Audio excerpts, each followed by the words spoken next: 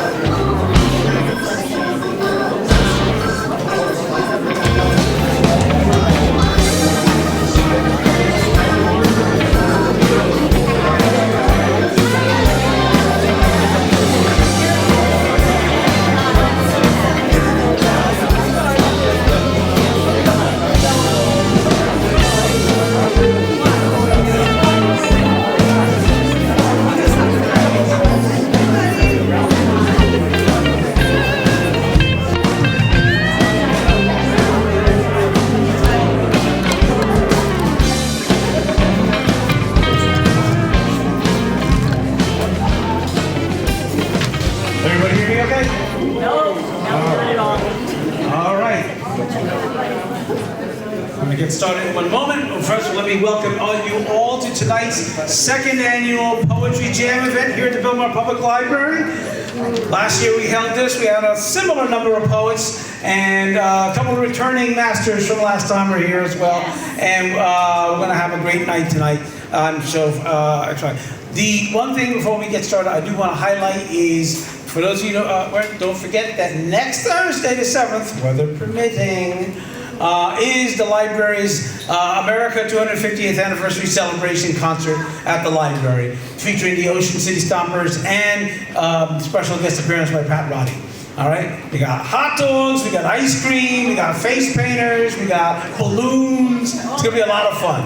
So it's all free and open to the public. So make sure you guys come out for that. No need for e-tickets on that one. Just come and go and enjoy. All right. So with that, we have tonight about 12 poets here tonight, ranging in all different ages and styles, and we're going to have a great time. So we're going to get started. We're going to get started with one of Belmar's very own, Mr. Art Veilleux.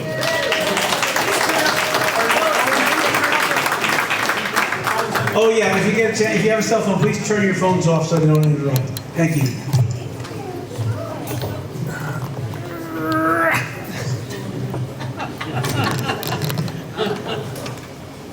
All right, that might be good.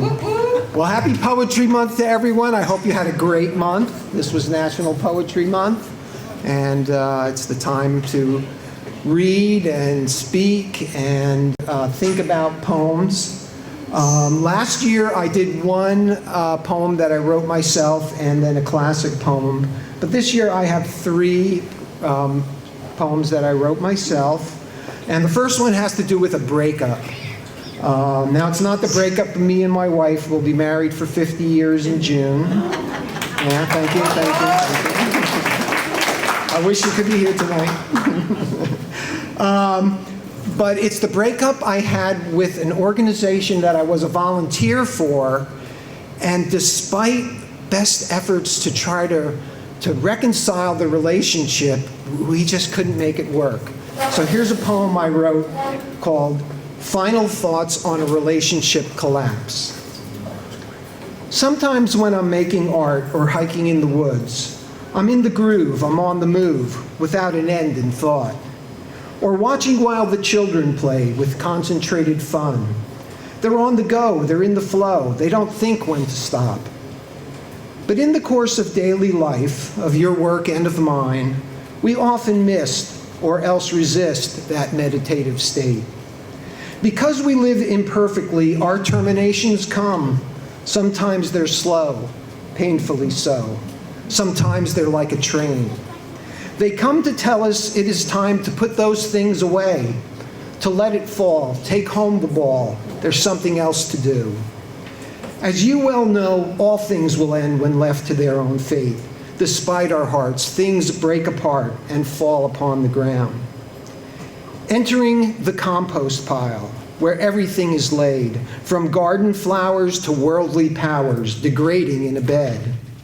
From this pile of things that were, the good things and the bad, I have found is fertile ground from which to rise again.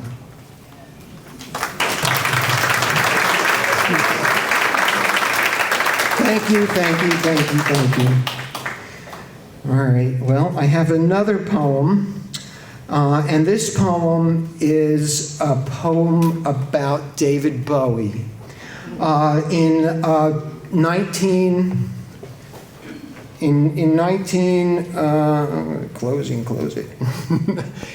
1973, I became aware of the rise and fall of Ziggy Stardust and the Spiders from Mars, his really breakthrough album. And this past January was the 10th anniversary of his death, and I wanted to write something, and I tried for a couple months trying to get something going, and it wasn't until I read a poem, or I read the words of a song by an artist I like that gave me the inspiration to write this poem, The Return of David Bowie. The evening crackles over Plastow Grove. Lightning drives static through soul and sky. There's a rumor from ground control. Someone said the Starman is walking by. The kids feel him first through psychic radar, then the draw of the downtown vinyl bins, a queer vibration in a used guitar, permission to live both true and strange.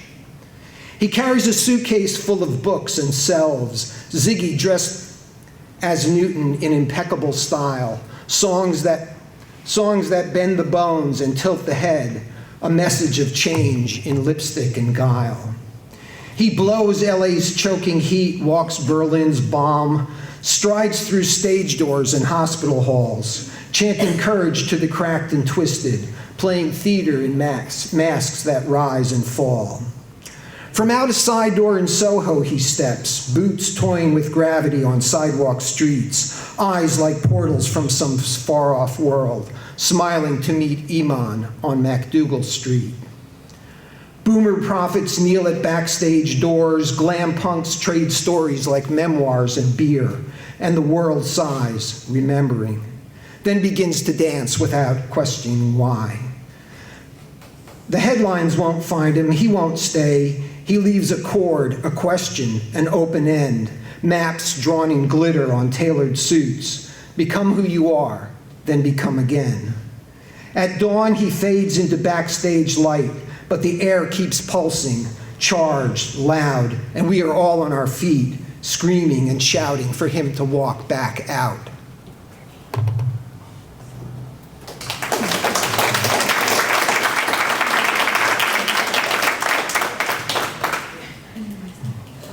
And then one of the things that Lewis brought to my attention was the 250th anniversary of the country coming up in July, and patriotism. And I was thinking about how it is that I first came to understand anything about patriotism. And no one ever really talked about it. It was just things that we did or saw, and you became patriotic as a result. So this is my poem called Come On All of You Big Strong Men. Patriotism is learning a song about George Washington and being proud you did. Patriotism is dressing up like Uncle Sam for Halloween, watching combat on TV, playing Army in the woods with your friends. Patriotism is celebrating the 4th of July at the Fireman's Fair, watching fireworks from the car, eventually coming home late, where you see Walter Cronkite on the evening news, showing you what patriotism really is. Thank you.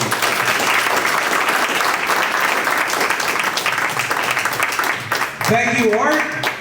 Thank you very much. All right, the next one up is Claudia Luongo. Come on up, Claudia. Hi, everybody. Thank you for coming out.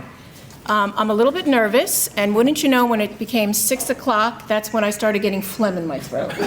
So let's hope I can get through this. I'm going to do 2 poetry pieces, and then I'll do a song that I wrote. The song does have music to it, but you'll have to bear with me a cappella. But here we go, and I hope my voice doesn't crack. So the first one is called Hands, and I wrote it I am a visual artist. I'm a visual artist, a kind of crummy musician, and as a writer, I write longhand. So when I broke my dominant hand, I was afraid I would never have use of my hand again. So it was quite frightening for me. It was very traumatic, and that kind of occurred at the same time as there were different life changes going on. But I never realized, in the back of our minds, we realize, of course, our hands are important, but when you can't use your hand, and your livelihood is your hand, it was quite frightening, and it made me realize not just my hands, but you should never take anything for granted. So here we go with Hands. I don't know if I should hold the mic or not. Hands. Touch the lips to blow a kiss. Lovingly prepare a family dish. Cross the fingers to make a wish. Point to that or there or this. Hands. Gesture and speak what words will not say. Stretch towards the sky to welcome the day. Toss around toys for games and for play. Press close together to reverently pray. Hands. Wiggle and waggle for yes and for no. Wave to say goodbye and hello. Clap loud to cheer, ole and bravo. Grab nice and tight and never let go. Hands. Reach out to comfort and reassure fears. Wipe away gently a sweet baby's tears. Pull loved ones closer, warm, safe, and near. Weather and age from use through the years. Hands. Silently salute with respect, honor, and dignity. Raise fists for fighting or show strength in unity. Extend 2 fingers for peace or proudly proclaim victory. Entwine together to share love, friendship, and sympathy. Hands. Birth the best of mankind's ingenuity to create magnificent marvels of wonder and beauty, and construct deadly devices of destructive utility, inflicting the worst of insane, inhumane cruelty. Hands throw and break and make mistakes, and sometimes hit and cause heartache. Hands nurse the sick and nurture the small, and somehow manage to do it all. When will we learn? When will we understand? We all hold each other in the world of our hands. We can love or abuse. Which will we choose? It matters how we use our hands.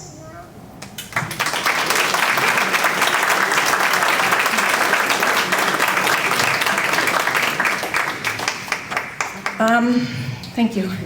So this next poem I wrote in honor of my mother when she passed away, and I didn't finish it till the day of her memorial, so I'll share it with you. It's also to remind us that you come from somewhere and someone. We didn't just get hatched out of an egg, unless you're a reptilian in here, I don't know. But we come from somewhere, and we have family, and however your family is, when you lose, and we've all probably here have maybe lost someone, and you don't realize how important that person was in your life, even if you had disagreements, even if you moved away, and you only have one mother, generally, I guess. But so, poem for my mother, Mary Marlene Liebtag Luongo. It is called Holding, Touching. Your body held me for 9 months. You carried me within you. nourishing me with your blood. My body was part of your body. Your body was part of mine. I didn't want to leave your space, floating inside. Your center was the center of my world, the only home I knew. When the time came for me to leave, crying, scared, angry, blinded by the outside world, you held my body against your own, nourishing me with your milk, and touched my tiny hands with your hands. I never wanted to let go. The chain of daughter to mother and mother to daughter, you held me through life until the time came and I had to hold you and touch your hands with my hands. Holding you at the end, I still held you, reaching for you, touching you. I will always hold you. However you believe in God and the love that lives on after we die, may God's loving spirit hold you forever in his hands.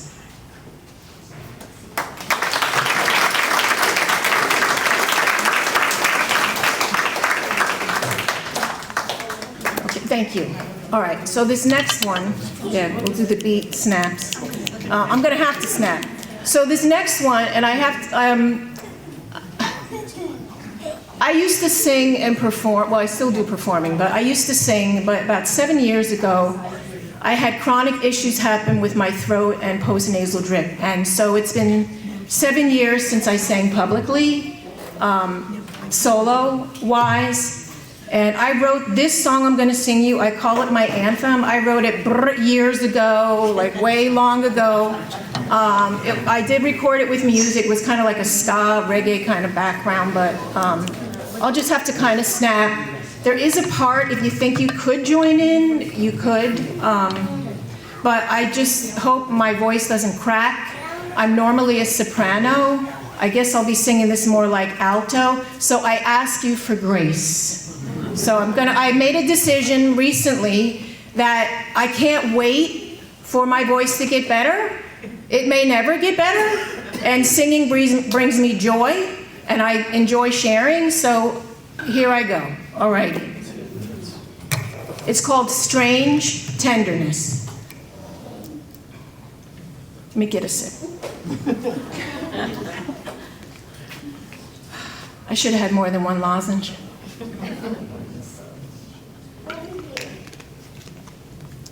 All right. Remember, give me grace. Red man lost his freedom. Black man's life was bought. Jew waits for deliverance. That much I've been taught. Power goes with plenty. I've learned my lessons well.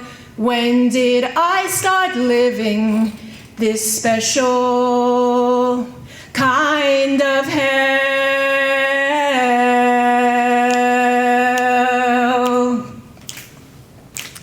I yell at you, you make me cry. Something deep inside me makes me feel I ought to lie.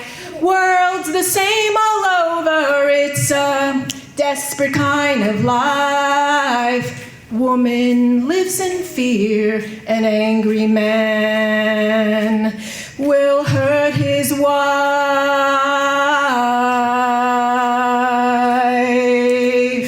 Oh, and I wonder how I ever got caught up in this mess. When did I start living this strange tenderness?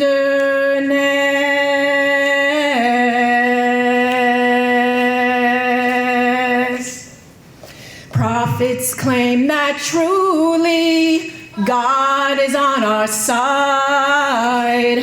I read the Bible and I think they lied. Promised land for Moses, peace and happiness. Salvation may be nothing but a strange tenderness.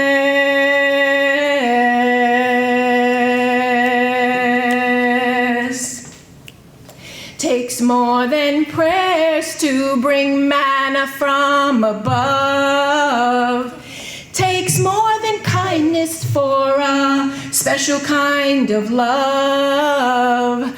I keep on shouting, but my cries, they fall in vain. A strange kind of tenderness, a desperate kind of pain. Oh, and I wonder how I ever got caught up in this mess. When did I start living this strange tenderness?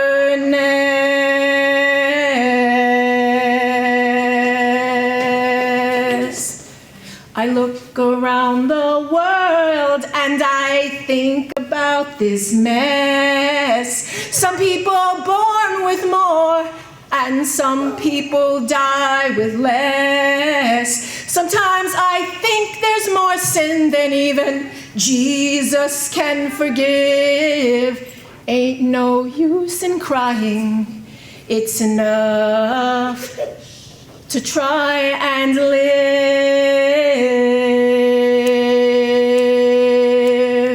Oh, and I wonder how I ever got caught up in this mess. When did I start living this strange tenderness? Yes, and I wonder how I ever got caught up in this mess. When did I start living this strange tenderness?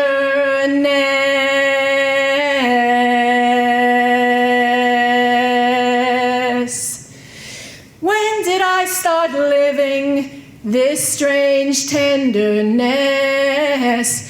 When did I start living this strange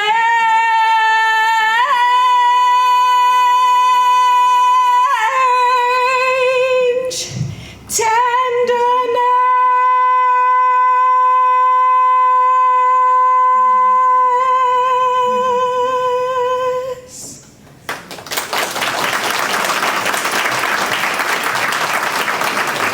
Thank you. Well, the cracking held down to the next to the last one.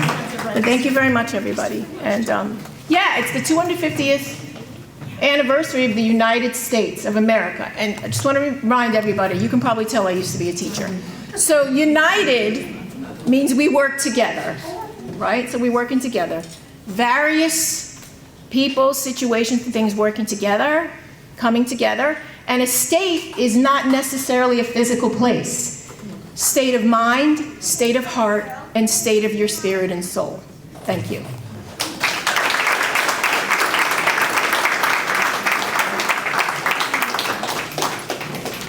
Claudia Luongo, everybody. Beautiful voice. Thank you so much. You did really good. All right. Next up is a returning poet from last year's show, is Mark Jarmon. Welcome, Mark.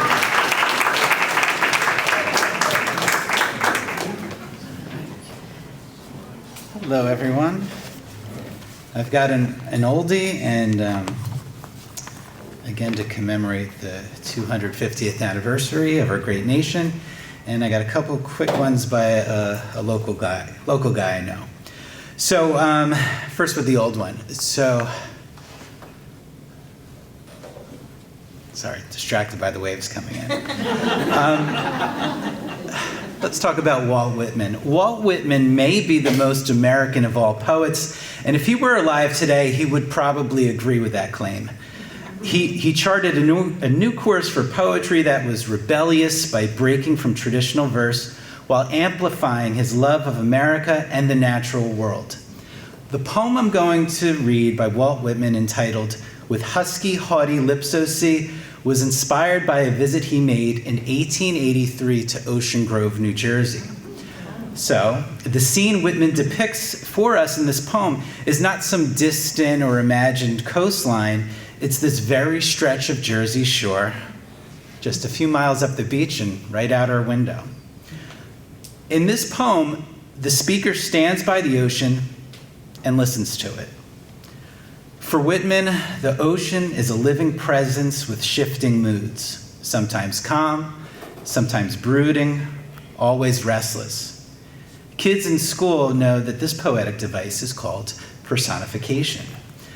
The sounds of the surf begin to feel to him like something larger, almost as if the earth itself is confessing its deepest passions through the motions of the waves. By the end of the poem, Whitman suggests that the sea is speaking to him as a kindred spirit. In other words, he no longer sees himself as just an observer of the ocean, but as its companion. Another restless presence listening to what the ocean, no, what the planet has to say. If you've ever stood on the beach nearby and just watched the waves roll in, it's not too hard to imagine how Whitman might have felt standing on this stretch of Jersey shore.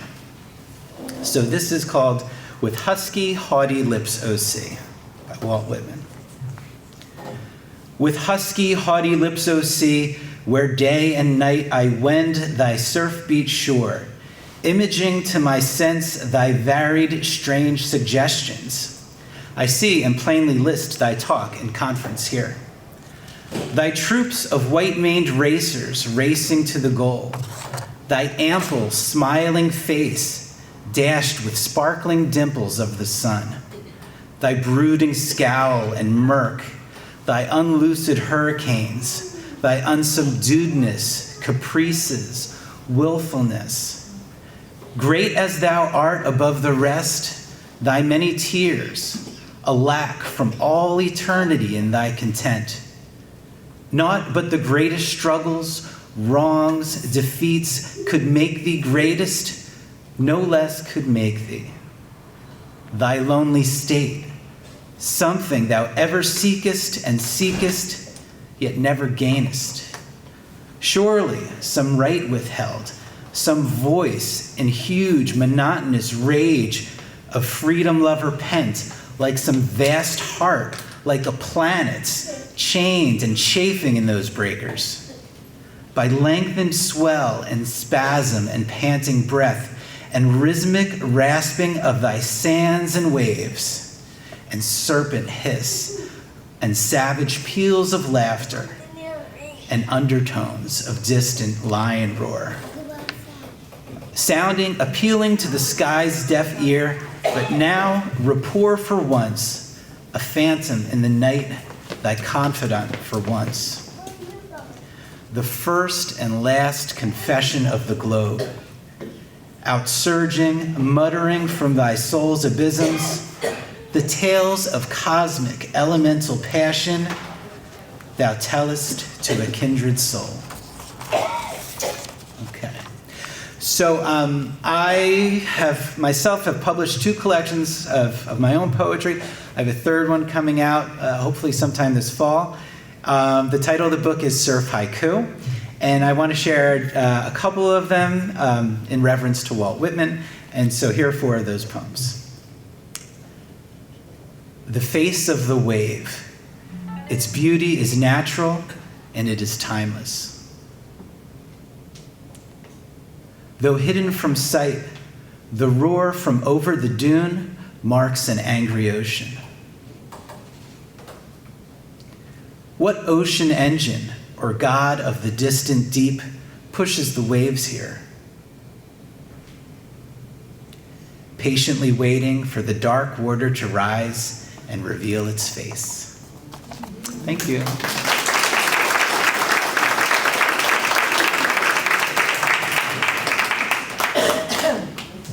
All right, thank you, Mark.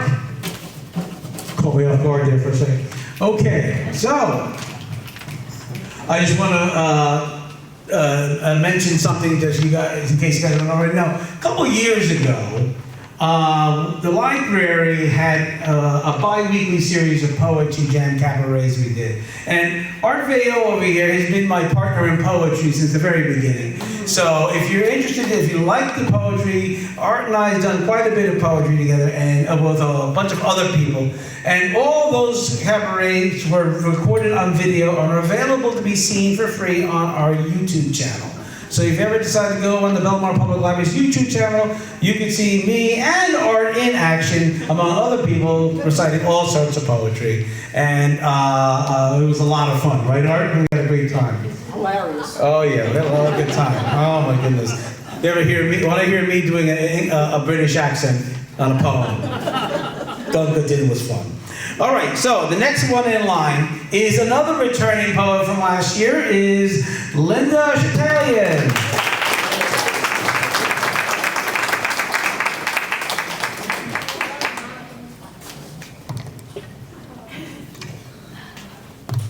Hi, everyone. I think my frogginess is coming too, so I hope everything will go fine. This first poem was written after singing the choral piece, So Still, composed by Canadian Brian Tate. He used the words from the journals of Canadian artist and writer Emily Carr. Sanctity of Sanctuary. So still were the big woods where I sat. Sound might not yet have been born. Brian Tate crafted the music on Emily Carr's words. I sing Tate's evocative sonority, reminiscing, sitting on the bench of Dean Park's panoramic dense woods. Solace calms my being in the sanctity of sanctuary. Everything is green. Everything is waiting and still. The sapphire pond glistens amongst the stately emerald trees. The Canadian geese glide across the serenity. I am mesmerized, slinking into the balm of meditation. The woods, the worlds, my woundless self, centered as one.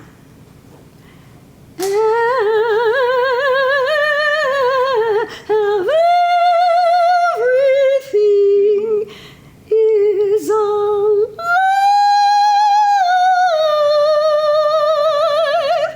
is alive.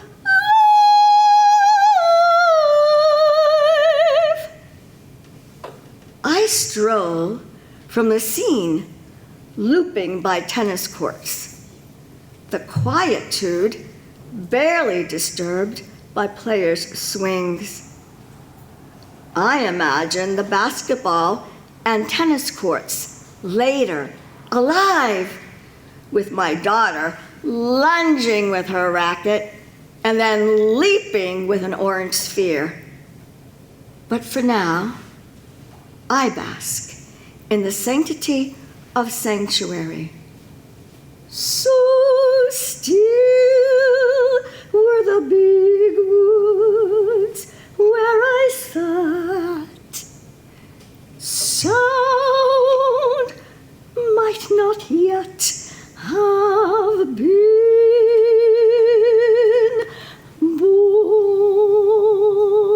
born. Thank you.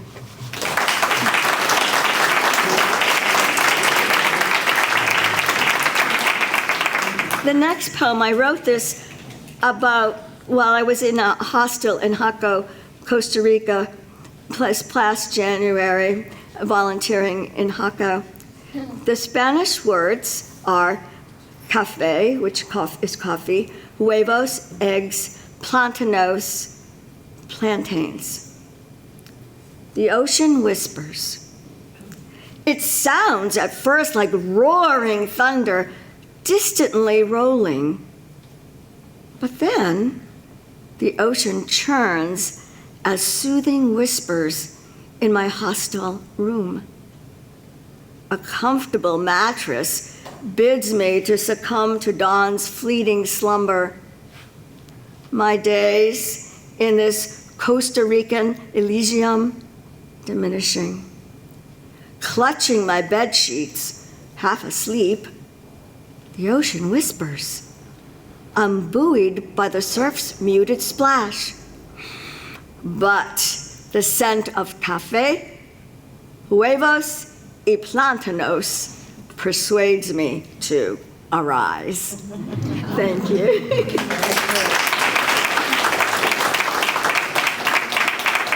And the last one I wrote in 2015 during the 4th of July fireworks from the steps of the First Unitarian Church of Worcester, Mass., which is smack in the middle of Worcester, Massachusetts.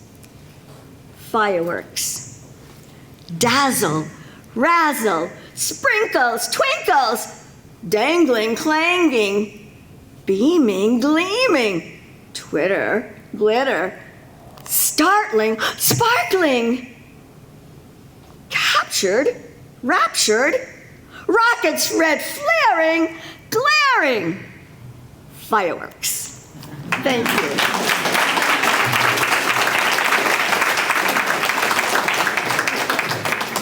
Doesn't she have a beautiful voice? Doesn't she sing well? Awesome. Thank you, Linda. Thank you. All right. Next up in line is a visiting poet that came on tonight for us. We're happy to have him here, Mr. Robert Hylton.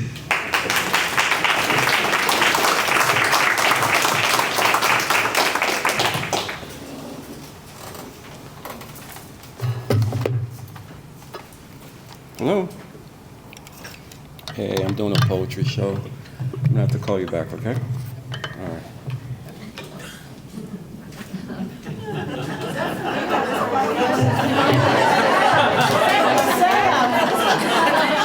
Nah, that was my mother. I had to answer that.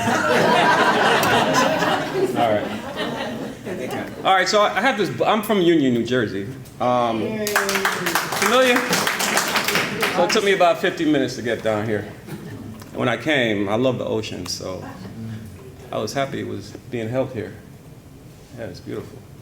I don't know if I'm going to be able to concentrate. Right? All right, here we go. Got kids in the audience? Yes.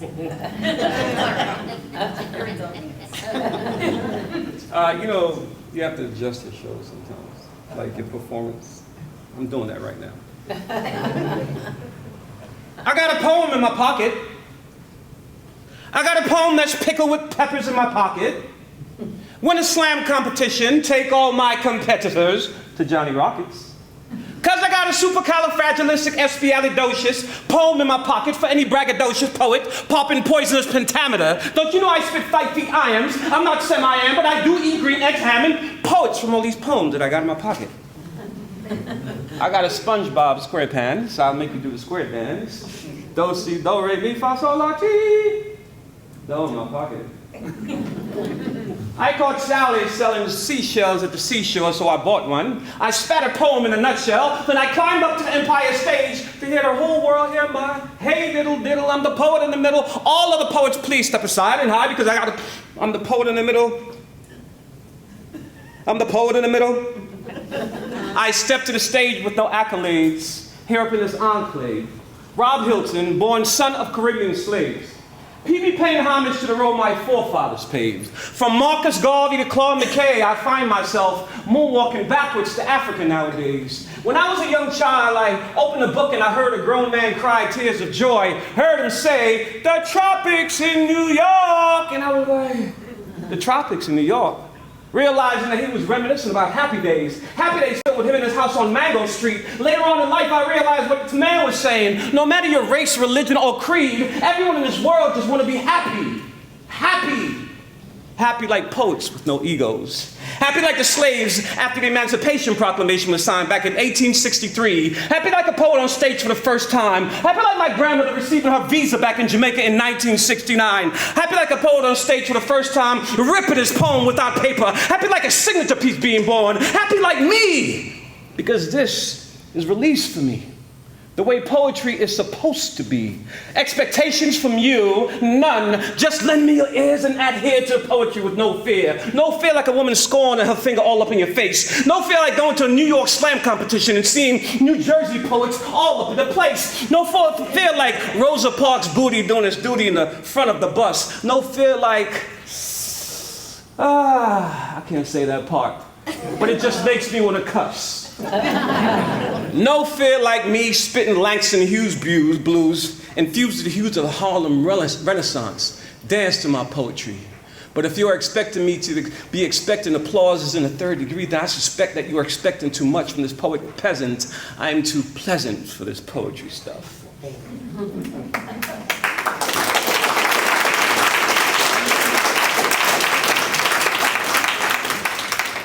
She said, I'm sad to say I'm on my way. My grandmother. Won't be back for many years. She said, my heart is down. My head is turning around. I'm gonna leave my little children in Kingston Town. Down the way where the night is gay and the sunshine daily on the mountaintop. She took a trip on a sailing ship, and when she reached America, she made a stop. She said, I'm sad to say. She died at 101. I'm on my way. She got us all here to America. Won't be back for many years. I wasn't even born yet. My heart is down. My head is turning around. She said, I'm gonna leave my little children in Kingston Town. My grandmother got caught at the Mexican-American border back in 1980 with a truck full of Mexicans. No, she wasn't Mexican. She was en route from Panama. No, she wasn't Panamanian. She left Jamaica back in 1980 with a penny in her pocket and dreams in her thoughts, but soon found out there was no white Christmas in Santana. So what was she doing in Panama? She was gambling on the title of grandmother, so she tossed the dice and rolled economic freedom. Tossed it again and secured a future for her kins. Tossed it one more time for the money they said grew on trees, just like lynching. What was she thinking? She was thinking bingo. So she flipped the script from patois to American lingo. No, she wasn't single. She left a husband, 4 daughters, 3 sons, 12 roosters, 5 goats, and 1 big East Indian mango tree to save her family from Kingston Town.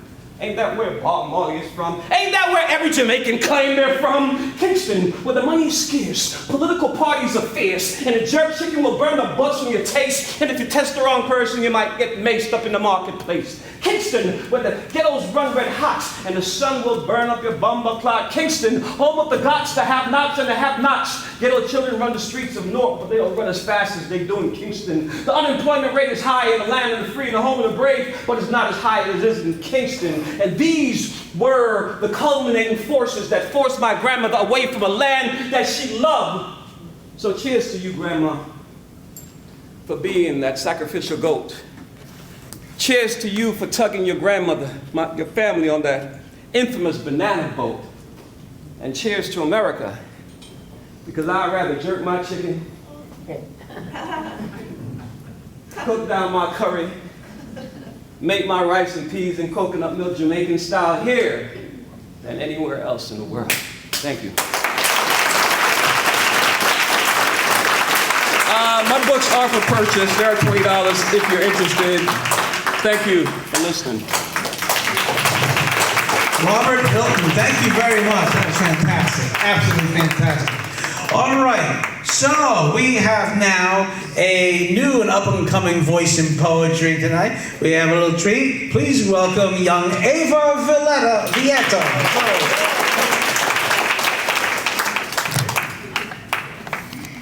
I wrote this first poem to remind adults that kids go through the same thing when they have panic attacks. It is an original haiku.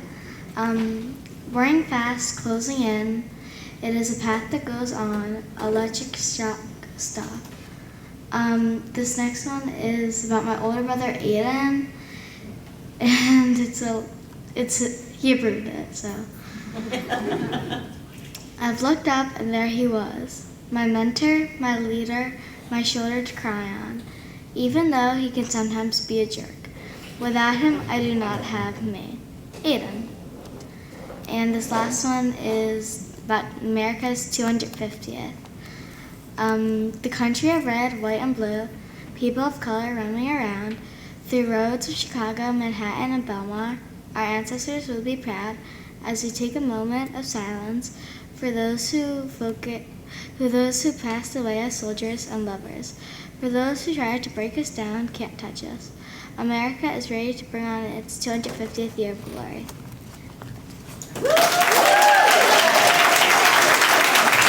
Way to go, Ava. Thank you so much. We're going to see you next year. All right, next up in line is Lisa Kirk. Put it up. Give it up for her. That's a hard act to follow. Did I have to be after you? I don't know. I was nervous as it is, and then I have to come after something good. Okay. So I wasn't going to read this one at first because I read it once before, but tomorrow is actually the birthday and the death day of this first baby. Okay, it's called Andrew. I hear her voice a lot. It resonates down from her vocal cords to my cozy, warm home in my mostly quiet space. I float around and enjoy her sounds, especially her heartbeat. It's getting a bit tighter in here. I don't have as much room to twist and turn as I used to. I hear her voice a lot. I float around and enjoy her sounds, especially her heartbeat. There's a change in my home. Something does not seem right. It's getting way too tight, and I'm not sure I can stay here much longer. I hear her voice a lot. It has a different tone. Her heart is beating faster. I might have to go, but I don't want her to be alone. It's time. I hear her voice saying, no, no. Her heart is aching so. Dear Mom, I'm sorry, but I have to go. Let me leave you so you can grow. I promise someday you will see. You will grow and be there for others who need you more than me. I will let you hold me for a little while so that I can see you and remember your smile. Please know you did nothing wrong. I was here for as long as I needed, just like the song that played in the car as you and Dad were on your way to my memorial. My life was complete and as it should be. I know you loved me and God set me free. Now your heart is my home and my cozy spot. I still hear your voice a lot. My soul floats around and enjoys your sounds.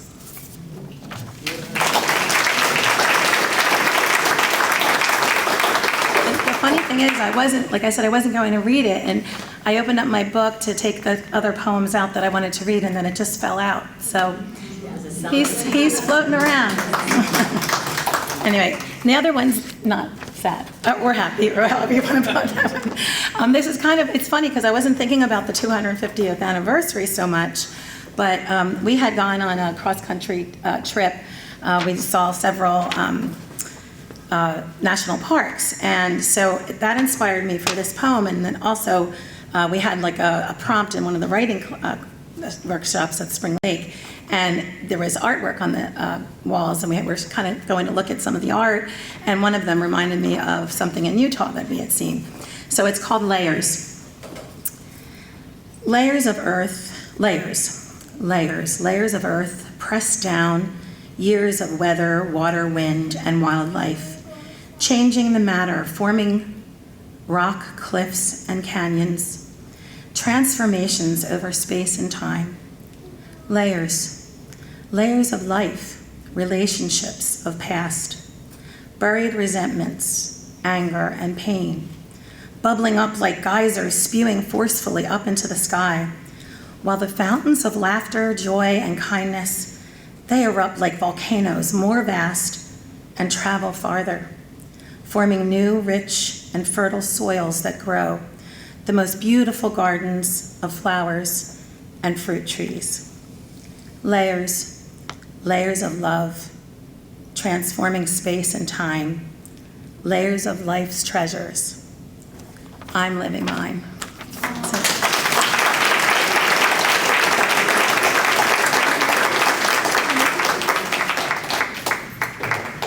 Okay. For about 40 some odd years, there was a lady who lived behind the library. Her name was Vicky Sabia. And her granddaughter called me recently and was hoping to come and perform a very brief poem about her grandmother, but unfortunately she couldn't make it tonight. So she asked me to share with you a brief poem about her grandmother, Vicky, who lived behind the library for about 40 plus years. She had a very vivacious personality, and this brief poem kind of highlights it. So one of the things she liked to do is she would be riding her tricycle bike up and down the streets, in the middle of the streets, blocking traffic as she went. She didn't care, apparently. So the name of the poem is Michelina, even though it's about a lady named Victoria. And it goes as such. Hated gray, dyed her hair orange, free to dance with leaves in the fall, slide down the street's middle on a three-wheeled bike, spark on a fuse. All right, so I'm going to let her know that you loved it. All right. All right, so next up in line, we have Voytkova.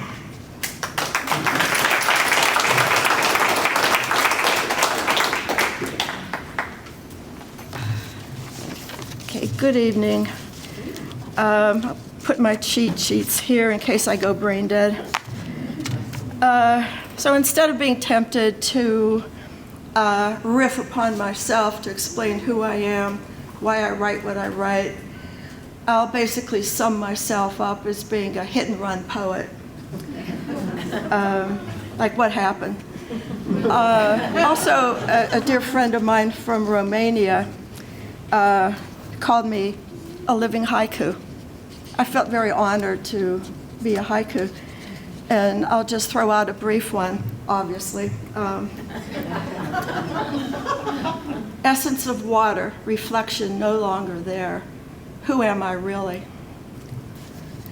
So this first piece was something I had written back in about 2000, and it's pretty much a tribute to one of my favorite writers and authors, somebody that I feel a strange spiritual kinship to.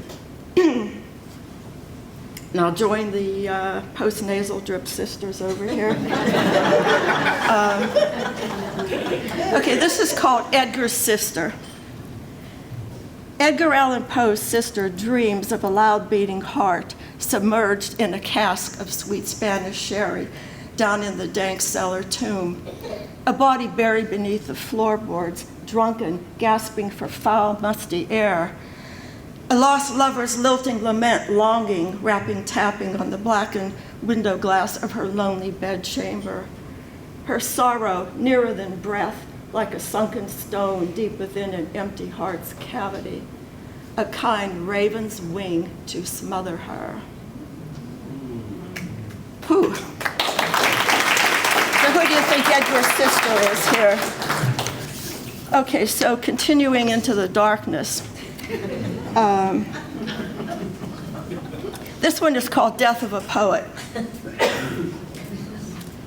Putrid spit, insipid rotting shit, resort of ugly words and sleazy rhymes, 6 feet descent in awkward jazz rhythms, no neon room at the last chance inn, an uphill meter through sleepless nights on a malefic mare of mangled dreams and undrugged despair, a lurching, barebacked ride to God knows where.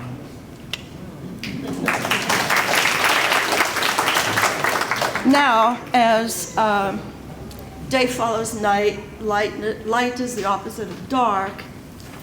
This next one I'll characterize as a prayer of thankfulness to a group that performed in this building in September for the Hispanic American Heritage Month. They were called the Rafa Boys. I don't know if anyone was here for that, but they were masters at doing different types of Latin American music. And I felt myself unusually energized, something that brought me out of my inherent gloom. And I started boogieing and dancing and saying, whoa, I'm coming alive again. And this particular style was called cumbia, which I believe originated in Colombia. And this is new. I'll get my cheat sheet out because I haven't totally memorized it. Okay, this is called, okay, there are a lot of references in here. If you listen, you might pick up some, if you're a child of the 60s and knew some of the musicians. Plus there's a little Poe thing in here. Plus there's, as an intro here, there's a band called, the guy who is the originator of the band is Chuck Prophet, and his group is called Cumbia Shoes. Okay, this poem is called Cumbia Awakening. A dose of cumbia into my shoes launched me from Earth's Plutonian shore into my second coming. I will again kiss the sky and meet Lucy on Earth. Find the shoe polish for the diamond, because the boogie is now.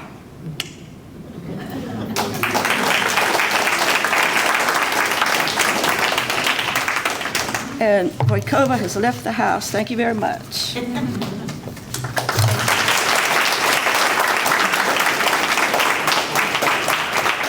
Thank you, Jay. All right, next up we have in line is Jennifer Knowsworthy. Get her ahead.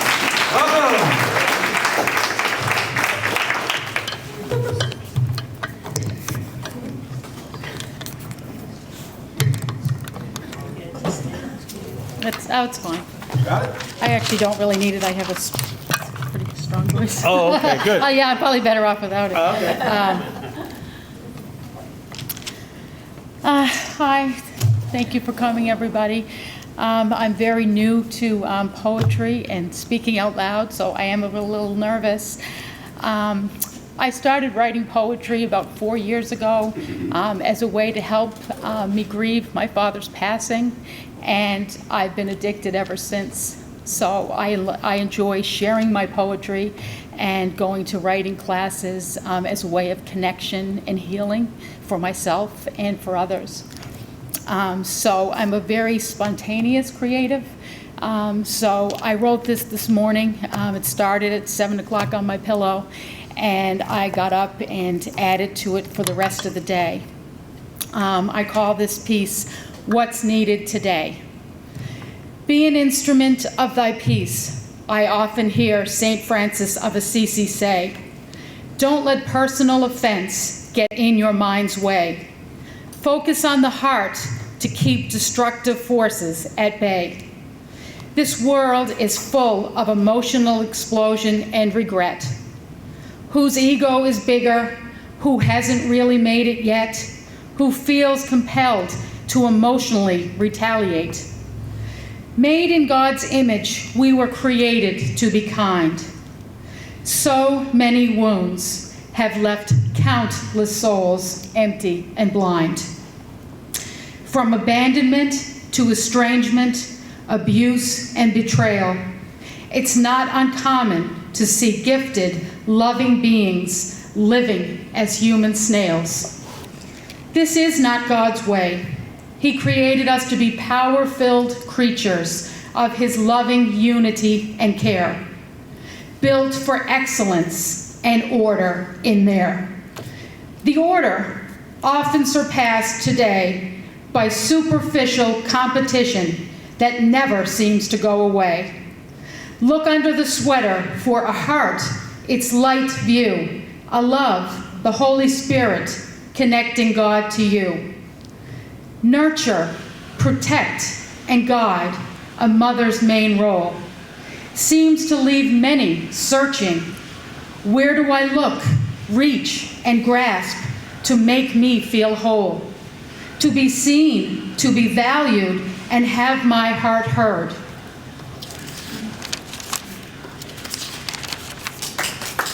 Oh, sorry, I'm not finished, but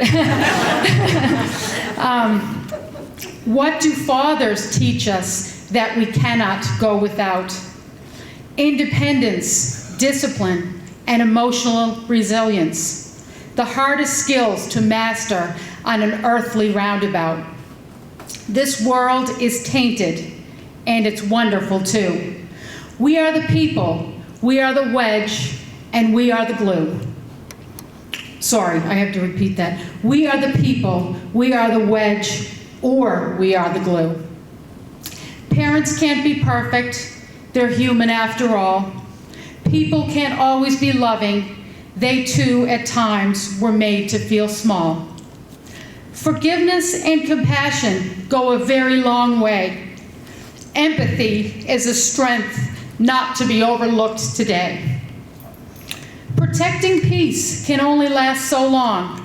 Pursuing peace will turn many things right from wrong.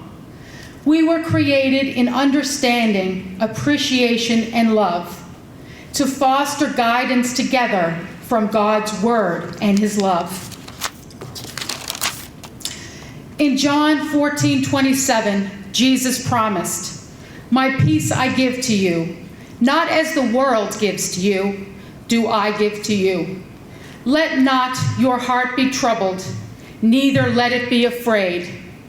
Peace is God's gift to us, but we cannot have it apart from having a close, intimate relationship with him. We can overcome the offense of others by developing greater faith in the love of the Father. If necessary, he will move heaven and earth to show his will. Prayer, community, and love is what's needed today. Worth from the inside out, heaven's holy way. Amen.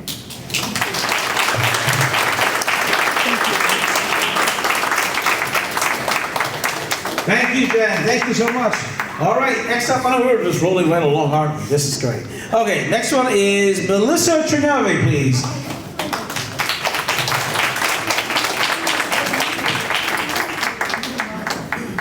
Hi, everyone.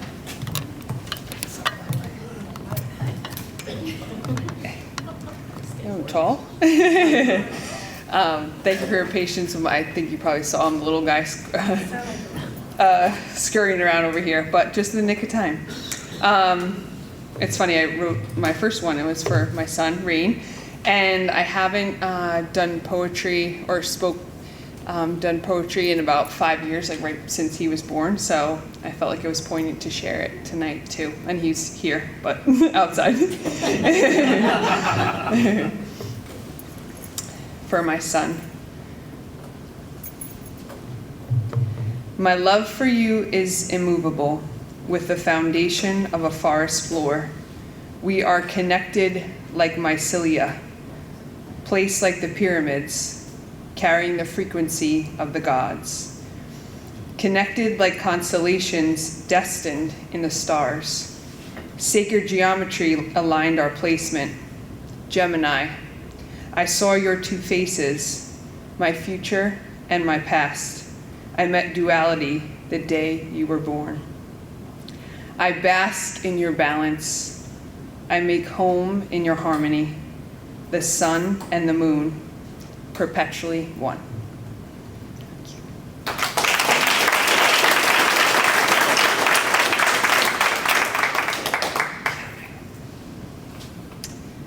And this I found right before, when we got here, and I was like, oh, this feels appropriate. We're right by the ocean. It's called See Me.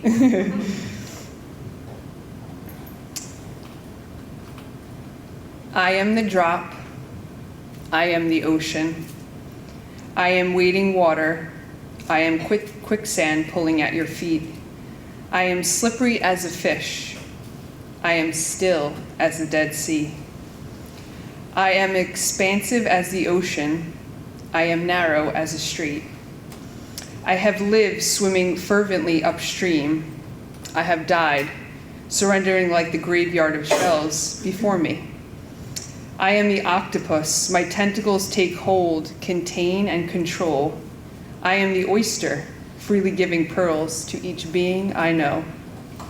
We exist in each polarity, an iridescent mirror. I am you, you are me. See me.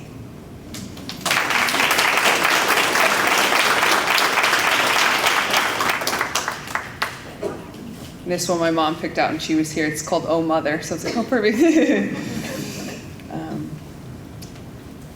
1 second. Oh Mother, relinquish the idea of separateness. You are a mirror of Mother Earth. Witness the lines of your face like the rings of a tree. When you pine to know more, trust the fermentation. Like wine, she ages you with wisdom, weathers you with resilience. When lightning strikes and you are split thin, your body ablaze, reborn beyond the skin. You are the garden and the ashes. Now sip deeper. Allow the sweet resin to resonate within.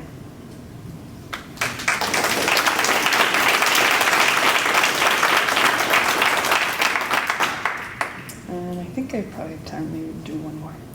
Okay, last one. I know there's a lot, but they're short poems, so I figured I'd read them all. Thank you. This last one is called All and Sundry. There is a world in everyone you meet, filled with stardust, molecules of water, millions of miles have walked beneath their feet. Feasts touched by eyes, digested daily, an anthology of albums, countless church bells ring. A constellation of love stories, connecting conversations with thousands, many who have wept. Each day you wake, you have the opportunity to travel to an entire universe of a human being. A new climate, a new sun, a perpetual offering. I bask in this miracle as I sip tea, drink in each person, a sea of cosmos beckoning to be seen. Thank you.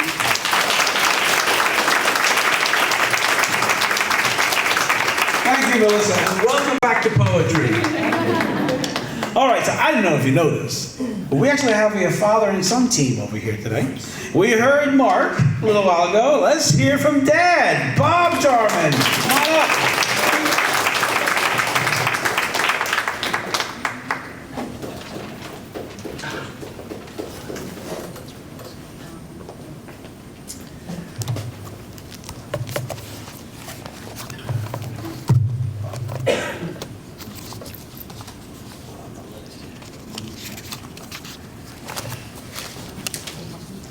My drunkers is the stand that's drunk over here.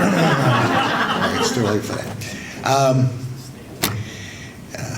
I love dogs. This poem was inspired by my last dog. Yeah. And by the way, anyone who says you can't buy love never owned a dog. My dogs don't last forever. I'd call this one The Day My Best Friend Leaves.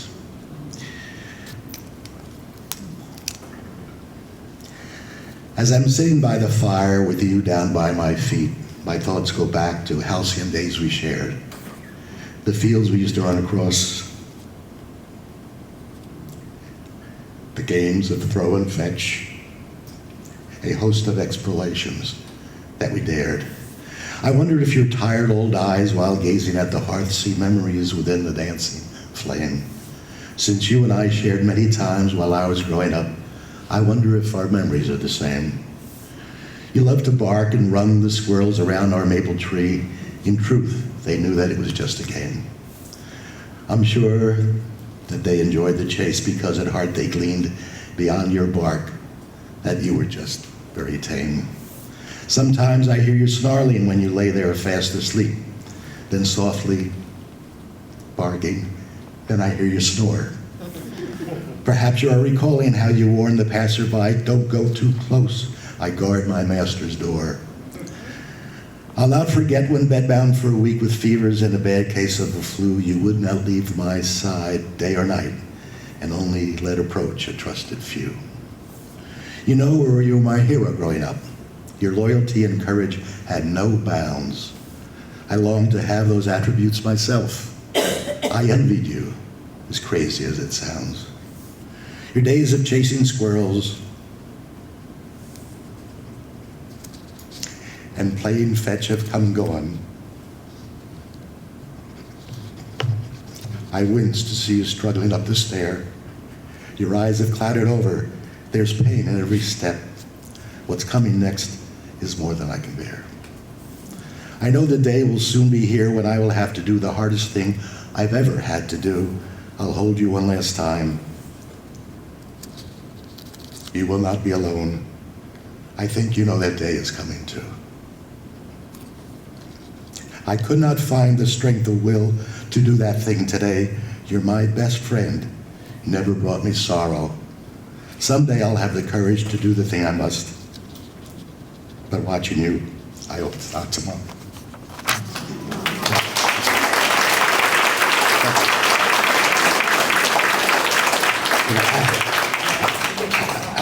I told Lou I was going to do 2 poems, but I'm going to squeeze in a little limerick if I may to change the mood, okay?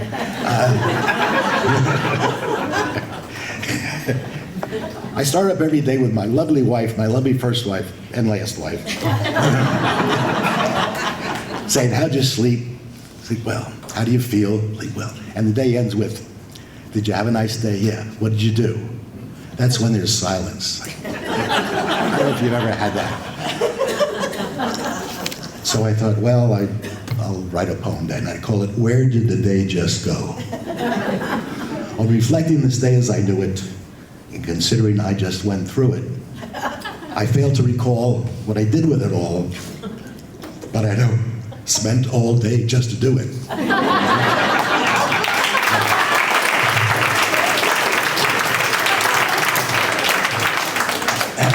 And this last one, inspired by my first grandchild. When I was a little kid, Sid's age, World War II was just newly over, you can do the math, and didn't have much toys, but everybody was into the army and battles and whatever. So he played in the backyard in the dirt and found little sticks to play with and so forth. So as I proudly brought my grandson to the park for the first time, I wondered what he would do. So this is called Little Boy with a Stick. My grandson plays with a stick he's found, and I wander off and thought of how when I was just his age, creativity was wrought.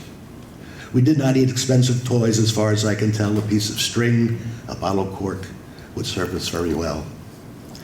We'd play for hours in our yard, adventures everywhere. A rubber band, a marble, were all treasures that we'd share. Small stones would serve as soldiers, a larger rock, a tank, and paper airplanes that would fly, and cardboard boats that sank. One wonders how our little heads could fashion things so real. A paper straw, a toothpick, made stories we could feel. A crayon-colored clothespin could be a mighty steed. These little things to children's minds were all the toys we'd need. Is that a magic wand you have, or is that a baseball bat? I longed to hear what thoughts he had as he'd point to this and that. He told me, no, and shook his head. His little mind so quick. He looked perplexed and said to me, Papa, it's a stick.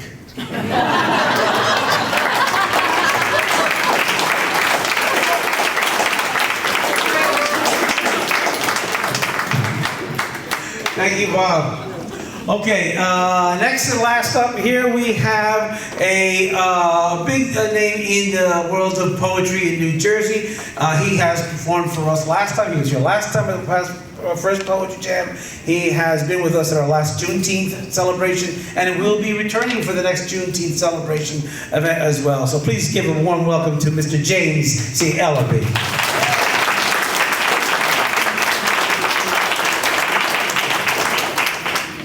Oh, wow, thank you. Thanks to Belmar Public Library for inviting me yet again. That means y'all like me and y'all didn't kick me out of town yet or throw me in that beautiful ocean over there. So I'm thankful for that. Thank you for everyone that came to this event. And You can take it off. I can take it off? Okay, thank you. And I'm not going to use it, when performing, because I like to be free.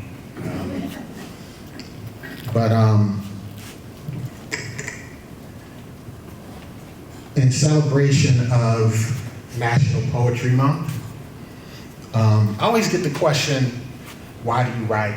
What motivates you to write? So for the longest time, I didn't have the words to express what words means to me.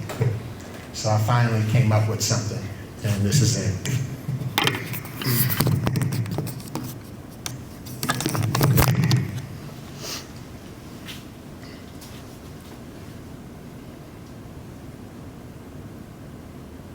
I want to die.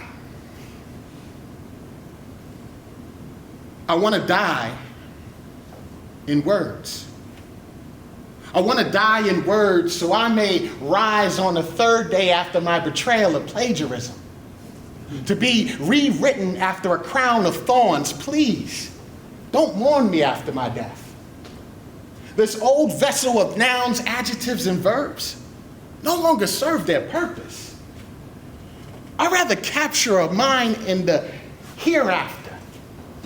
Like the moment the words are used, they are the beginning of that never-ending possibility. I want the silly to be simply complex in context, a convex of conceptualism, a multitude of isms beyond realism. I want to die in the surrealism.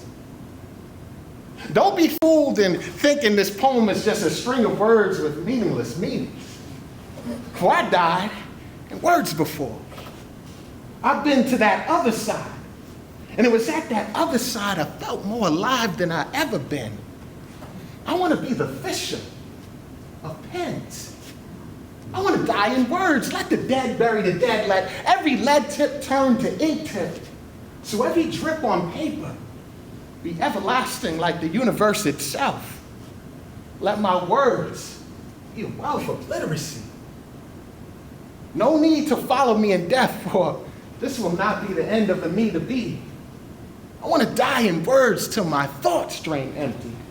I want to die in words so I may live again, so they may have purpose, propelled 7 levels above worthless. Let my words be what it takes to circumvent their circumstance. To dance with God and say, sorry, not my song to the devil. Leave him there, right there, center floor. He already wore his defeat when I first learned to write and speak. Now I speak these words that were written at the top of Mount Sinai to later die on a tree, dripped in blood, so that our new words can set us free. The only thing that I have control of are these words, and even that's an illusion. Because words guided by the all-knowing know that there is nothing new under the sun. And the light will always illuminate what I write. But here's the revelation.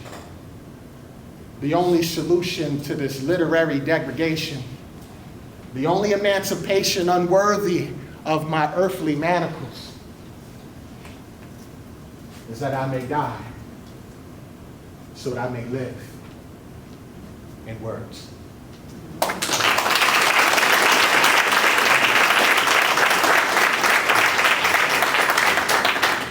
Thank you. So today ends National Poetry Month, but today is actually International Jazz Day. International Jazz Day. Yes, yeah. And I thought it would be fitting to dedicate this next piece to who I feel is one of the greatest jazz musicians that ever lived, in my opinion. He goes by the name of Miles Davis. And that's because he practically was in almost every iteration of jazz, almost every iteration of jazz.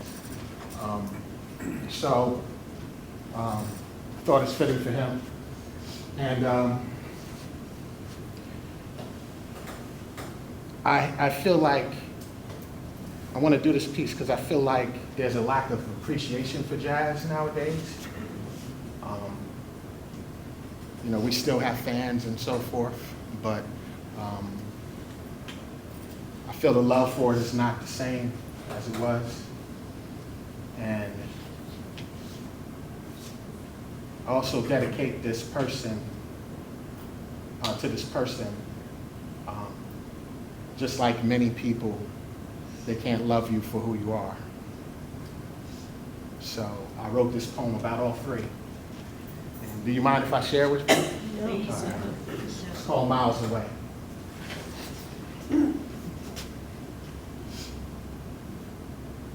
You're always miles away. Well, our love for you was miles ahead. Trying to squeeze parts lips together made out of your love. I loved you like Miles loved this trumpet. Waiting for you to see the king in me while your heart sang, someday my prince will come, but not soon enough. My melancholy muse, life is bleak. You gotta play the scales, you gotta play the scales. Played me like more better blues. You never knew what you wanted. An organized confusion to my pharaoh march, like the old organized confusion of bees brew. Life is a bee in an itch. Someone's got to scratch. Your love was always my life. You always seemed miles away, when my love for you was miles ahead, trying to leave the atmosphere to reach a stratosphere. 32 miles of miles, compiled out of broken dreams, broken promises, brokenness, a clutter of clutter, a boat with no rudder, a smile in reverse. You were the worst note I ever played me like emotions, paved my roads with asphalt and years of pain. I was your Miles. You left me like Coltrane to innovate your new you, your new view. You had me feeling kind of blue. You're always miles away. Never was adjacent. Step to the left like a G clef. Or better yet, left me hanging, bass clef. You're sketchy like sketches of Spain. So I wrote your bad notes in my notebook, poured bird on every word, blew you away like dizzy till I was no longer dizzy. I parked this ride like Charlie Parker on the other end of a saxophone to no longer hear her moans like a trombone at rest. You always seem miles away, but instead of chasing you east, I decided to turn west. You're always miles away, always miles away.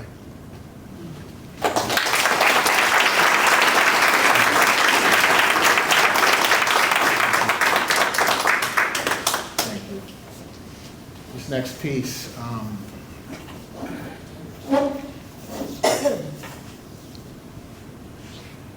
we're living in some turbulent times, and some of us are searching for a hero, a savior, someone that can give us answers. And I think about comic books and these comic book stories and how they're filled with individuals that have all these supernatural abilities, all these qualities that we're looking for. But then I realize that we are the actual superheroes that we're looking for. That there's a superhero in every one of us. And it's up to us to bring that to the forefront, to make this world a better place. So I wrote this piece called We Are Superheroes.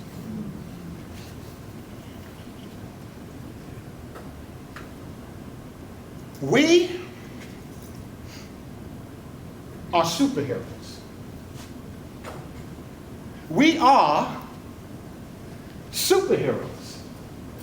So let no one steal your cape. Let there be no mistake, you have superpowers. You can soar above pain like the falcon. You can punch holes in fears like Luke Cage. And no matter what people may say, the bulk of your power is inside you. It wasn't manufactured in a lab. You're not a mutation. You're a physical manifestation of something glorious, something majestic. You too can control storms like Storm. You were born beautiful, powerful, gifted. Uplift your soul.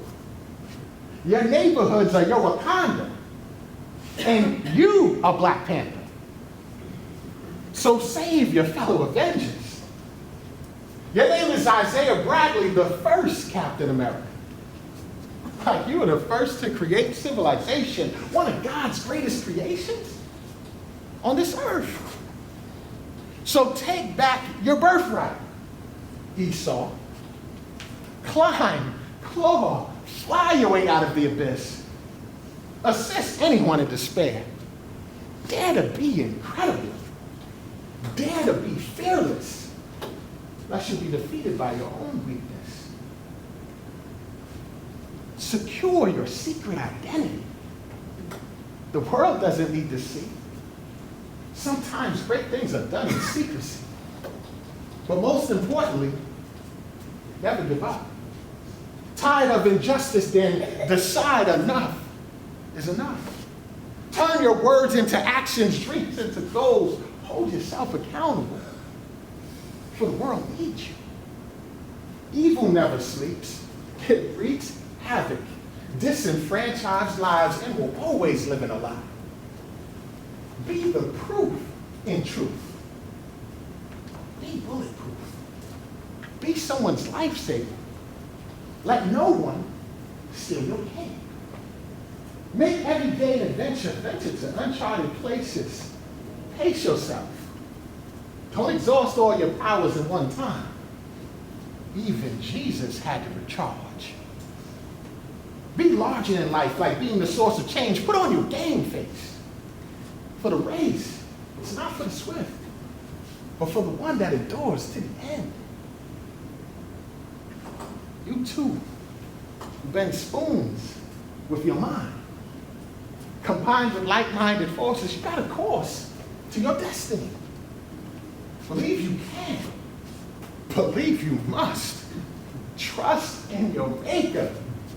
For who's going to tell her that her life is worth more than a reality TV show contract? Who's going to tell him a gang is no place to find a father? Your purpose is bigger than you. Your superpowers are not meant for you. They're meant for your family, your neighborhood, your community. For everyone wants to be super. Everyone wants to be special. But be the change. Be the difference. Be superheroes. For God's sakes, just be. Thank you.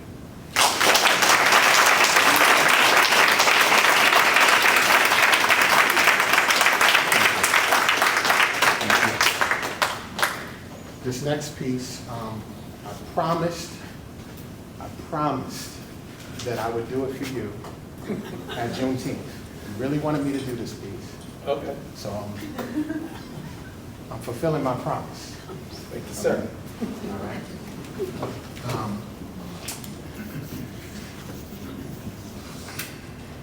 As a child,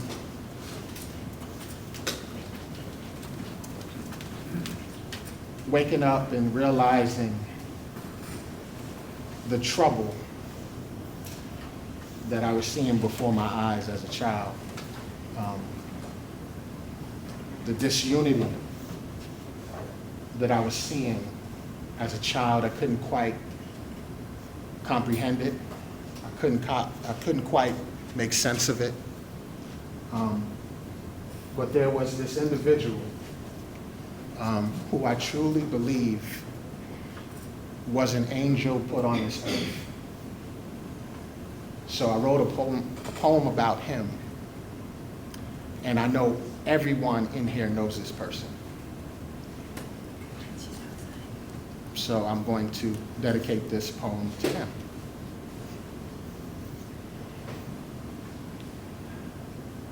It's a beautiful day in this neighborhood, a beautiful day for a neighbor. Would you be mine? Could you be mine? It's a neighborly day in this beauty wood, a neighborly day for a beauty.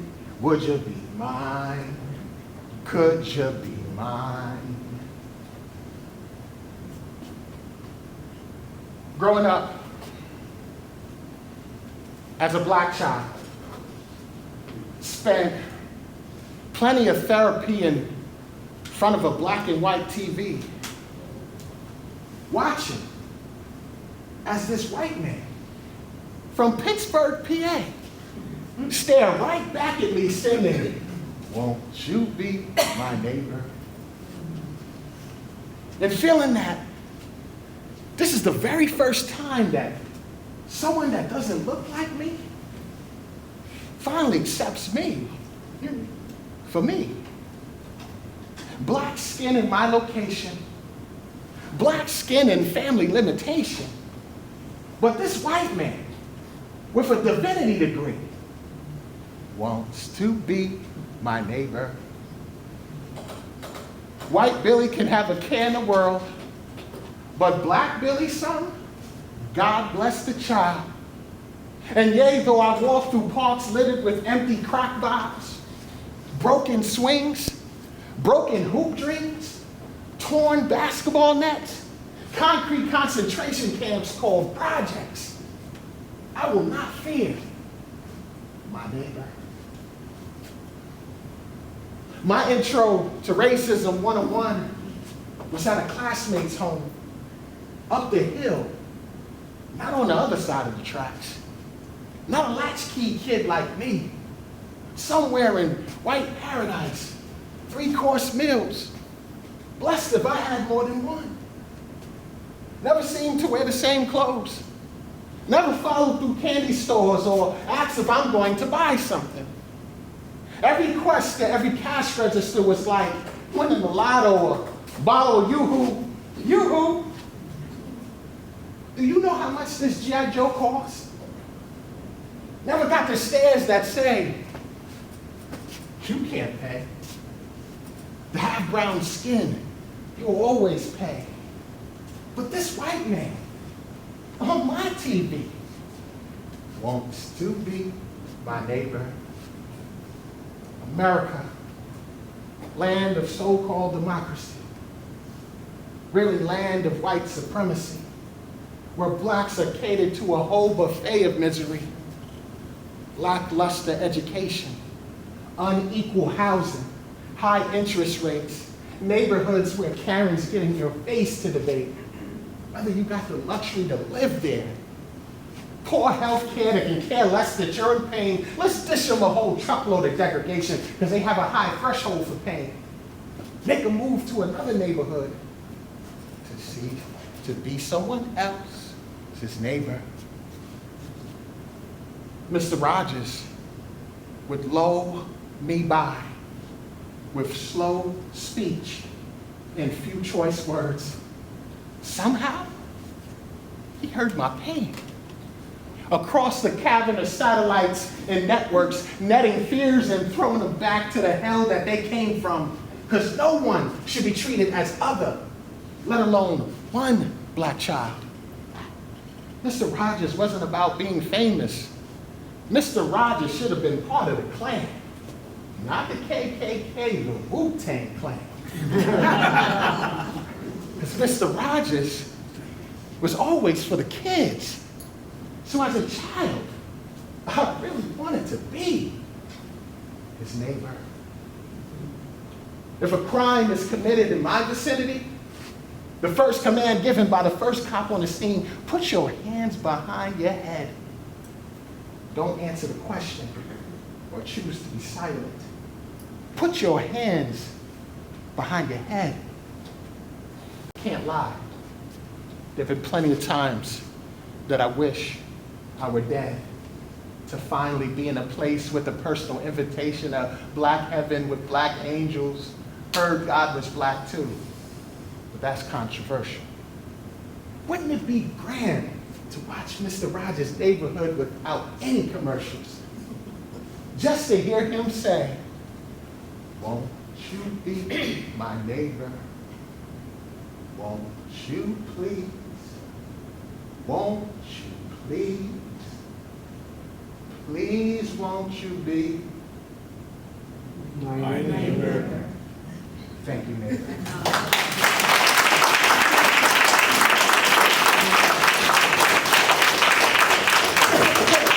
Mr. James C. Ellerbe, thank you so much. All right, that's the end of the performance section tonight. Now we're going to take an opportunity for us to engage with the poets and have them tell us a little bit about what it is like to be a poet.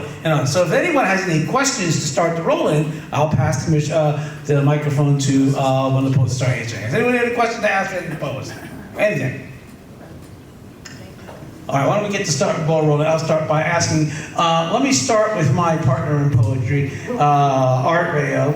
Tell us a little bit about what got you into poetry and why, how we got involved together in poetry.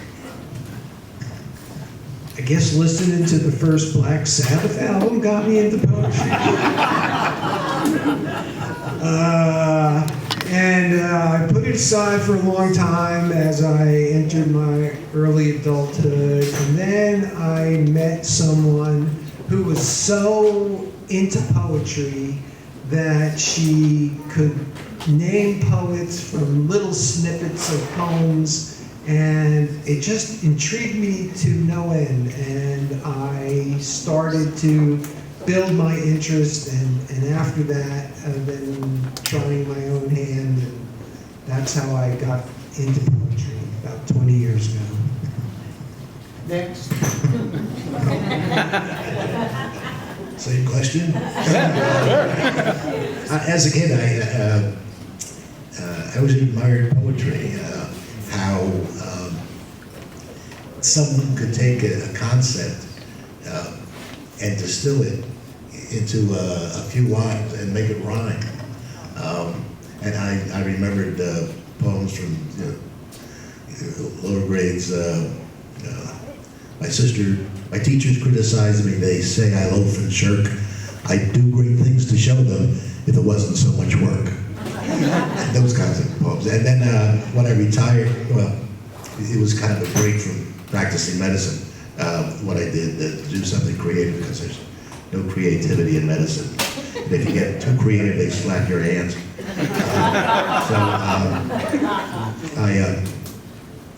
Had some time now to write poems. And kind of give you one quick one here for whatever reason. Talk about how brief people can make poems. You've all listened to poems here today, so you are now poets. So I'm going to read a poem, and you're all going to fill in the last word, the last line. Are you ready? Just like we rehearsed. Okay, this is Ode to Short Poems, Brevity. Great concept poems need not be long. To it, 2 lines I've paired, as Einstein pointed out to us. E equals MC squared. Who's that? Say what else I'm coming? Okay, second grade, I'd say second grade, the book was Where the Sidewalk Ends by Shel Silverstein.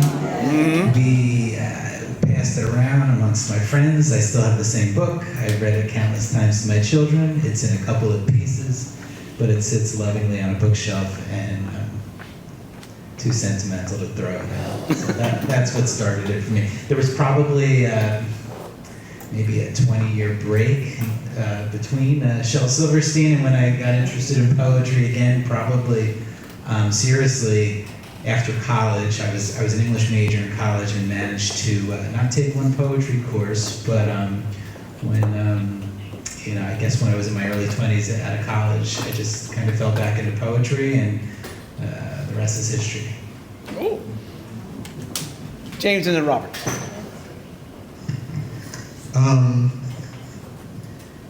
Growing up as a child, some people write in diaries. Poetry was my vehicle to get out what I felt. And it really has shaped my life, gave me a passion other than the mundane of paying bills and working and doing what we gotta do to survive. And poetry was that constant voice that made me feel important. So that's how I got into poetry. How I got into poetry? Was that the question? Yeah. In high school, I was interested in a lot of short poems, just like my man here. I like short poems. So I married Baraka, named Leroy Jones. He had the beatnik poets. They have a lot of short poems, and I kind of gathered the energy from like the beatnik poets. And then I got into performing somewhere around 1995. And I majored in English, just like you, at Rutgers. And then I learned about other poets that I had no idea about, like Byron, Keats, Shelley, all these, the other side that I didn't know about. So, I kind of fused everything together. And I'm glad about that. I do teach English in the high school. In North. Yeah, so I'm looking to retire, so trust me. I get this performance thing going.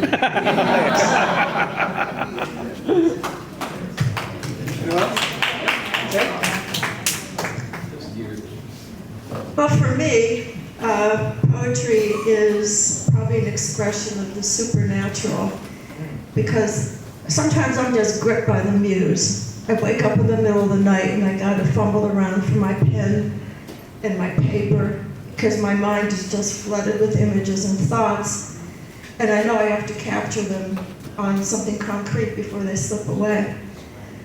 My last, I'll call it an era, was probably around 1999 to about 2005 when I was writing furiously.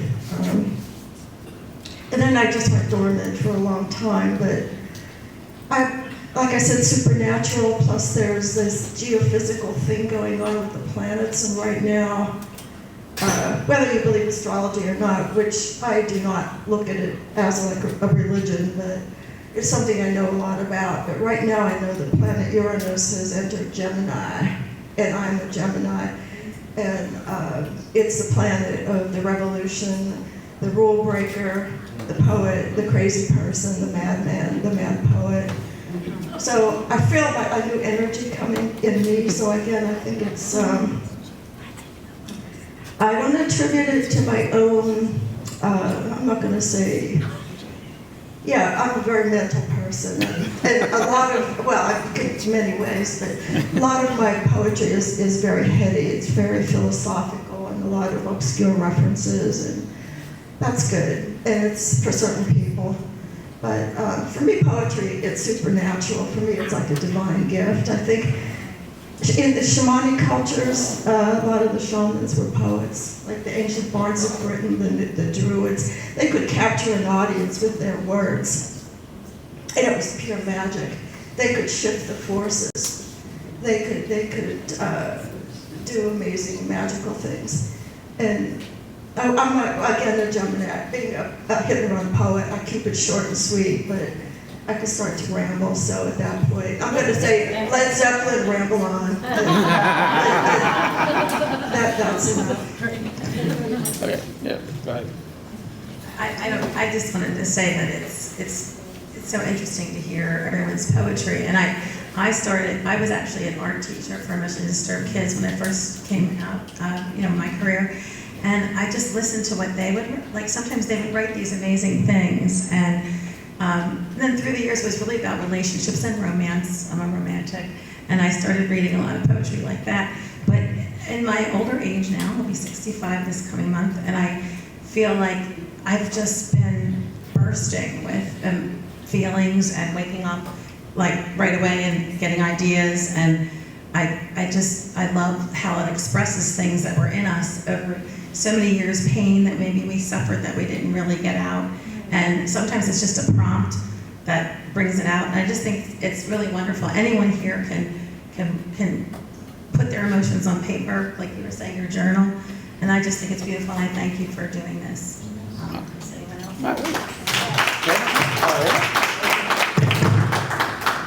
So I feel like a big part of doing poetry is you can, at least when I do poetry, it's like all my focus goes to this one thing that relates to all sorts of stuff. So it's a big, not a break from reality, but kind of shifting into it.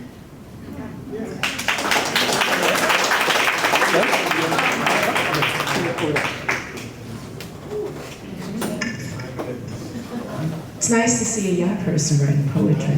Keep it up. I have OCD, and ever since I was a kid, I would like rhyme things in my head, and I always thought it was amazing that the English language had a word, a sound like bear. A bear, like a bear that comes out of the woods, and I'm bare and I'm naked and I can barely stand it. So I would do like, repeat, you can laugh at me, that's okay. I could keep, I could still, I would like just rhyme words in my head all the time. And I just always was amazed by the power of the word, that we speak, and we have the ability to not just put words together and speak out loud and try to make sense, but that we also have the power to write, and then that your words could literally last forever. And I always thought that was kind of amazing. I grew up with a lot of chaos in my household, and so for me, I was always in my mind, and I had to get it out, and that was like my universe in my head was my safe place. And nobody, no matter what crap came at me, whatever was around me, nobody could take away what I had in my head.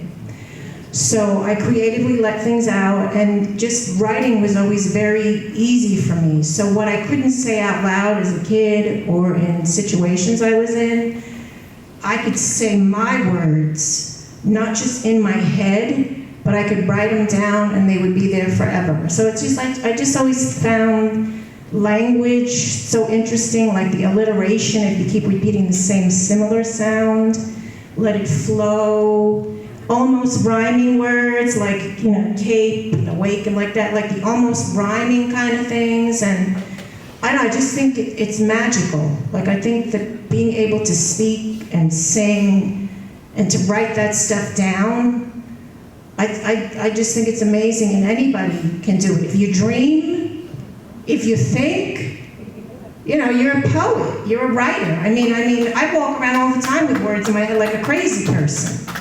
You're not crazy, so don't tell me I'm crazy. Okay, that's all good. Thank you so much. Question, please. Question, yes. Your poem Hands, every movement went along with the poem. Are your poems? I'm an actress. Your poems So- involve, all your poems involve hand and body movement and flow. Yeah, I mean, normally I'd be walking around like those dudes, but I was nervous. And, I'm a very physical person. I dance, I move around, I'm an actress, and I'm very kinesthetic. You may have known, I can't sit still. I fumble, I pick my fingers, I play with my hair, but getting the words, I can't, I mean, maybe because I'm mostly Italian, I don't know. I can't speak without moving, you know, like, when I don't just express with my mouth. My husband probably wishes I would, you know, just shut up sometimes. But I have to use my whole body when and actually, this is true too, when I create a piece, I can feel it in my body. So it's part of how it flows out. But that was an interesting thing you brought up, thank you. Linda? I got involved with poetry, I think, through my grandparents who were both writers, and then I remember great English teachers and E.E. Cummings and, you know, being exposed. And I also used to think of, it always had to just rhyme, and I would spend hours. I'd have the perfect word, and then I'd change it around. And a poem to me always is evolving. And even today I researched a little bit more about Brian Tate's musical composition.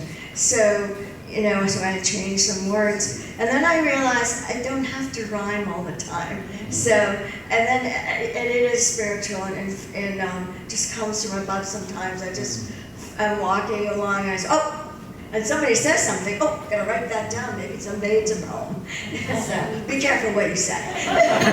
Thank you.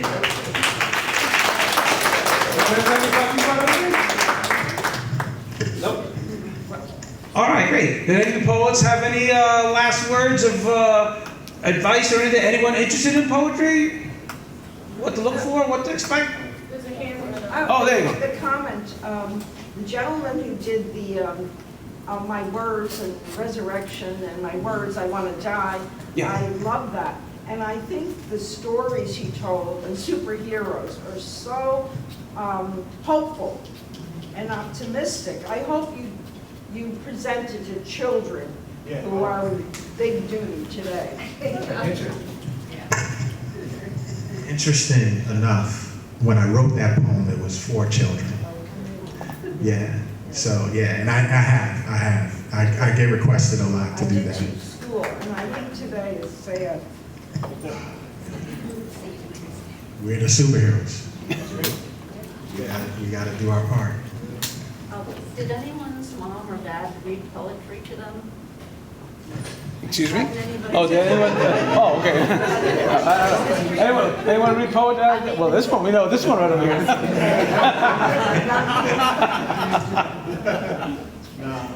No? Singing. Singing. My dad used to sing all the time. Yeah, that's interesting. We have thousands of books. My father's a wonderful piano player. There's so many children's books that are, you know, in a poetic voice, you know, Brown Bear, you see, you know. So when you think about it, you're reading a story to your children, but they may not be thinking it's poetry. It's poetry, right? Poetry's have long, you know, there's a tradition. Before things were written down, it was memorized. And the way to remember was alliteration and rhyming. That was how these things got carried through them. There's people that literally had thousands of so-called books in their head that they could recite. The alliteration of the words, the rhyming, the rhythm that happens.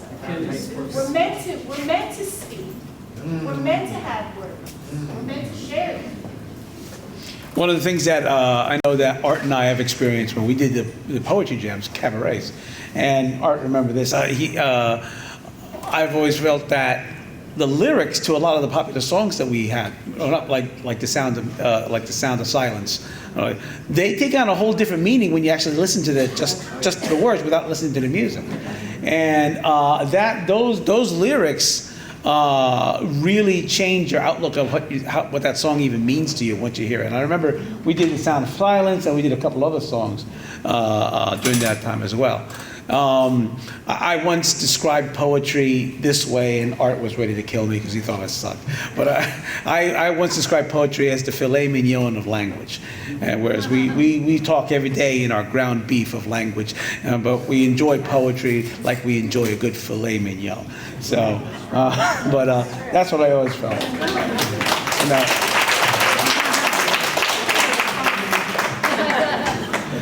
Yep.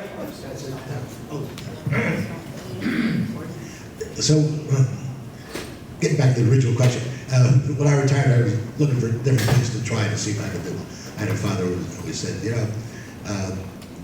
don't be afraid to try something. You don't know if you're going to be good at that, let you try it. So I tried sculpting and painting and drawing. And when this came down to poetry, I started reading up a little bit about it, and I read that there are about 10 or 11 words in the English language that you should avoid when you write a poem because they don't rhyme with anything. And the words are orange, pint, wolf, marathon, dangerous, purple, 9th month, yeah. So I decided, how about if I write a poem with those words? If I may. I call this, I'm not much of a poet. I tried my hand at poetry, but rhyming made me quit. Because words like orange, pint, and wolf all left me in a twit. And then I tried with marathon, and much to my chagrin, no luck with that, nor dangerous. Sometimes you just can't win. It's tough with purple and with 9th, or a word that rhymes with month. But I'll try again. I really like to find those words, if it only happens once.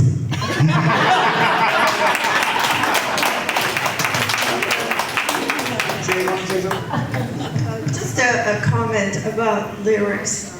If you want to really get into some deep stuff, listen to the lyrics of Chris Christopherson. For example, Sunday Morning Coming Down. I can't remember it, but I read it and I was just in awe. There's some really good stuff out there. Plus, Chris Christopherson, The Sailor Who Fell from Grace with the Sea. I think that's from a poem, and he actually did a film with that title. But anyway, that was my comment. Check out Chris Christopherson's lyrics if you love poetry. Because the man, I think, is brilliant, was brilliant. He just passed away. I always thought Jimmy Buffett was a good one to read too. So, does anybody have any other questions about anything for the poets or anything? All right, so we're running out of 2 hours, so thank you very much for coming tonight. I want to thank all our poets for coming today. They do a wonderful job. Thank you so much for coming tonight. Have a good evening. Yes, be sure to check out both Robert Hylton and James Ellerbe has some their work for sale, so check them out. Thank you.